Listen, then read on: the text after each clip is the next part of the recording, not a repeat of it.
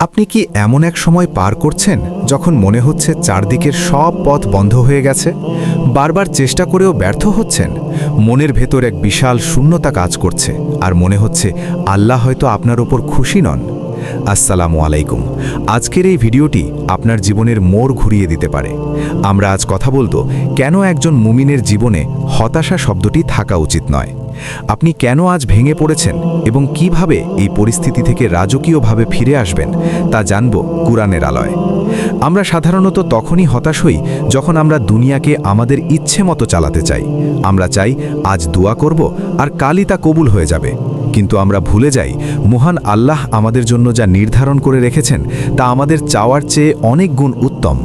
আল্লাহ কুরআনে বলেছেন, আর হতে পারে যে তোমরা কোনো কিছুকে অপছন্দ করছো অথচ তা তোমাদের জন্য কল্যাণকর, আর হতে পারে যে তোমরা কোনো কিছুকে পছন্দ করছো অথচ তা তোমাদের জন্য অকল্যাণকর, আর আল্লাহ জানেন তোমরা জানো না। সূরা বাকারা 216। একটু ভেবে দেখুন তো, হজরত ইউসুফ আলাইহিসসালামকে যখন কুয়োর অন্ধকারে ফেলে দেওয়া হলো, তিনি কি জানতেন তিনি মিশরের বাদশাহ হবেন? হজরত মুসা আলাইহিসসালামের সামনে যখন উত্তাল সাগর আর পেছনে ফেরাউনের বাহিনী, তখন কি বাহ্যিক কোনো বাঁচার পথ ছিল? হজরত ইউনুস আলাইহিসসালাম যখন মাছের পেটে ছিলেন, তখন কি কোনো সায়েন্স বা লজিক তাকে বাঁচাতে পারত? কিন্তু তাদের একটাই অস্ত্র ছিল, আল্লাহর ওপর অবিচল বিশ্বাস। তারা হাল ছাড়েননি। আপনি কেন ছাড়বেন? আপনার রব কি তাদের রবের চেয়ে আলাদা? কখনো না। এখন প্রশ্ন হলো, এই পরিস্থিতি থেকে বের হওয়ার উপায় কি? আমি 3টি পয়েন্ট বলছি যা আপনাকে মানতেই হবে। 1. সবর বা ধৈর্য মানে শুধু বসে থাকা নয়, বরং কষ্টের সময়ও আল্লাহর হুকুম মেনে চলা। 2.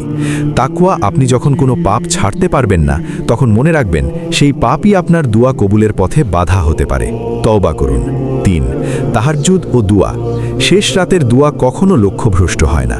দুনিয়ার মানুষের কাছে হাত না পেতে সেই মালিকের কাছে চান যার ভাণ্ডারে কোনো অভাব নেই। মনে রাখবেন, আপনার আজকের চোখের জল বৃথা যাবে না। প্রতিটি দীর্ঘশ্বাস আল্লাহ শুনছেন।